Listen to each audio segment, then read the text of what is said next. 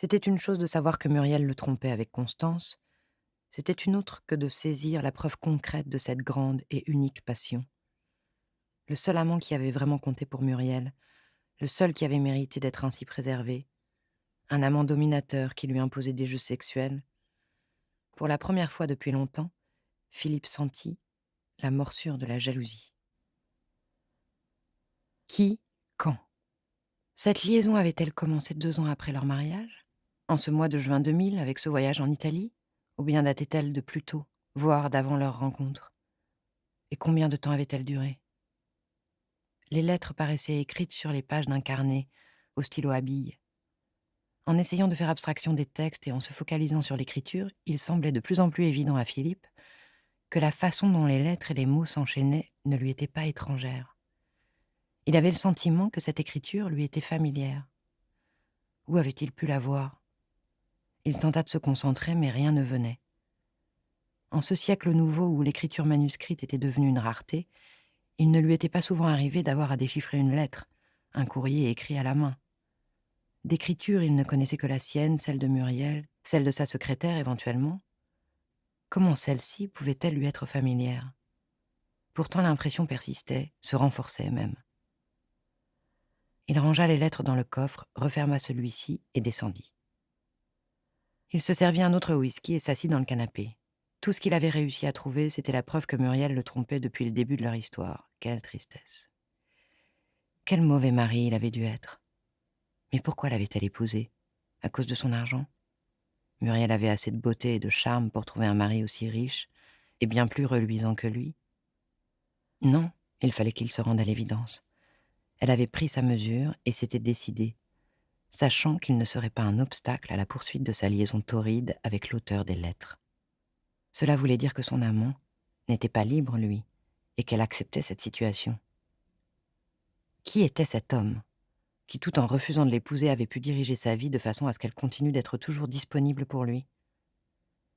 Philippe éprouva soudain un violent sentiment de haine pour cet inconnu qui avait orienté et dirigé la vie de sa femme, et par conséquent la sienne, qui avait sans doute empêché que Muriel lui donne des enfants, pour la garder toute à lui et jouer à ses petits jeux pervers. Qui? Et soudain il sut. Il se leva d'un bond et courut dans son bureau. C'est lui qui avait conçu le rédactionnel de la dernière campagne électorale. C'est lui-même qui avait écrit la première version et effectué la mise en page de la lettre manuscrite tirée à 50 000 exemplaires. Mes chères concitoyennes, mes chers concitoyens, je veux que vous sachiez à quel point compte pour moi notre chère cité. Comment n'avait-il pas reconnu immédiatement cette écriture? Il prit la lettre et se dirigea dans un état second jusqu'au bureau de Muriel. Ses doigts n'arrivaient pas à appuyer sur les bonnes touches du pavé numérique, comme si une partie de lui-même voulait l'empêcher d'établir le constat.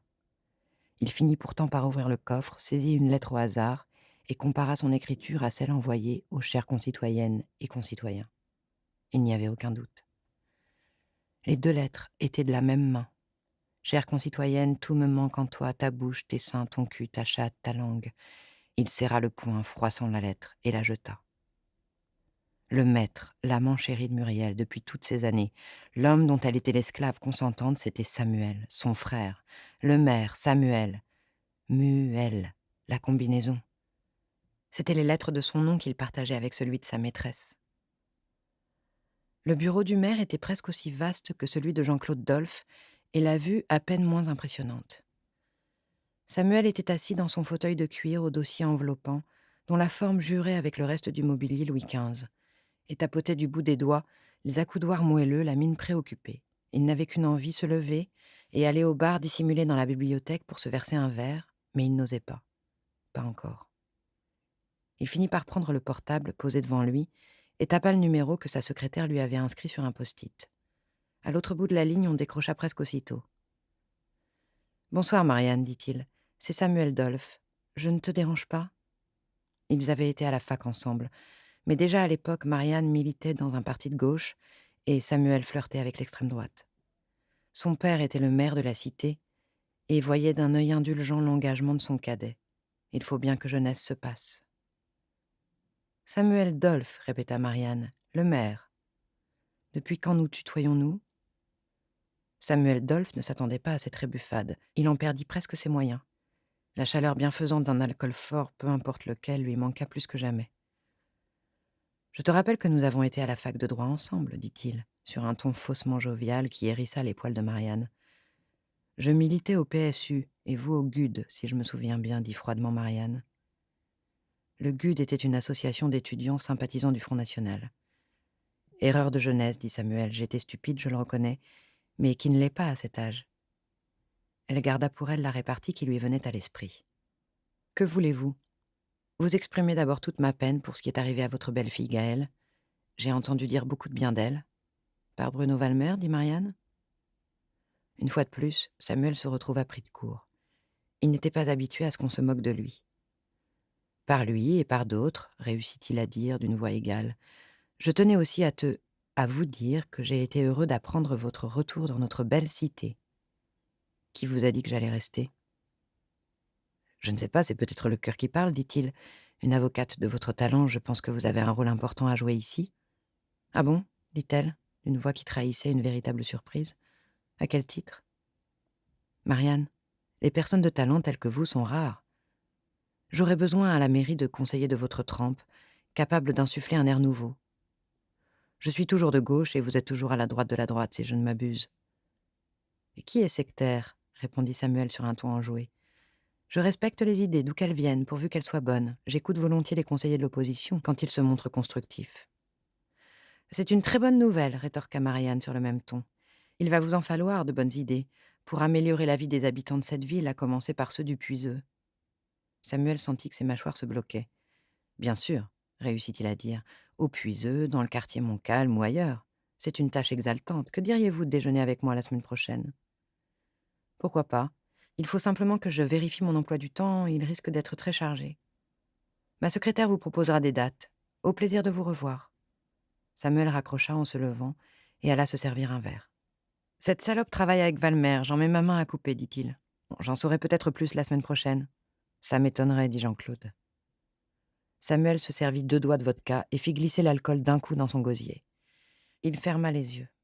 Le temps de sentir la chaleur bienfaisante lui brûlait délicieusement l'œsophage et la poitrine. Il se resservit et but un peu plus lentement. À l'autre bout de la pièce du canapé où il était installé, son frère aîné le fixait goguenard. « Ton numéro de charme n'a pas eu l'air de trop bien marcher, dit-il. Grand bien leur fasse à Valmer et à elle. Mais je suis moins sûr que toi de la pérennité de leur association. Quand les preuves contre Magnus vont commencer à s'accumuler, elle aura peut-être du mal à défendre celui qui a aveuglé sa belle-fille. Et si au contraire, les preuves tardent à se manifester? Magnus est le bon coupable, dit Jean-Claude, il n'y a aucun doute. Admettons, dit Samuel. Ça ne répond pas au pourquoi. Qu'est-ce que ce marginal en avait à foutre de la Coupe d'Europe d'athlétisme junior? Et qui sont ses complices? Et qui a enlevé Muriel? Encore Magnus? Putain, tout ça ne rime à rien. Il prit la bouteille et se resservit 3 doigts de vodka. Tu as raison de boire, dit Jean-Claude, in vino veritas. Tu sauras probablement le fin mot de tout ça quand tu auras éclusé ton litre de vodka. Samuel fixa sur son aîné un regard de pure haine. Jean-Claude se leva et le rejoignit. Il lui arracha le verre des mains au moment où Samuel le portait à sa bouche et le reposa avec une telle brutalité que le verre du bar se fendit. La vodka éclaboussa les 2 hommes. « Reprends-toi, dit Jean-Claude, les yeux à quelques centimètres de ceux de Samuel. Tu as des responsabilités envers toi et envers nous. Tu es le maire, tout le monde te regarde. Ce n'est pas le moment de craquer. » Samuel recula d'un pas et se passa la main sur le front, hagard. La tête lui tournait. Il revint à son bureau et se laissa tomber dans son fauteuil. Il ferma les yeux et exhala un profond soupir. C'était Marianne qui l'avait mis dans cet état. Qui était-elle pour oser lui parler sur ce ton? Son mépris était aussi corrosif qu'un jet d'acide. Dieu qu'il la haïssait. Jean-Claude regardait son frère. Sa colère était retombée et il réfléchissait. Par précaution, il s'était fait inscrire sur la liste de Samuel. Et s'il n'occupait pas de fonction officielle pour le moment à part celle de conseiller, l'adjoint en titre se dessaisirait en sa faveur si Samuel ne pouvait plus exercer ses fonctions, et il pourrait lui succéder jusqu'à la prochaine élection. Bon sang, il n'avait pas de chance avec ses 2 frères. Un playboy alcoolique et un pauvre type qui avait peur de son ombre. Et c'est évidemment en temps de crise que les défauts et les carences de leur personnalité devenaient insurmontables.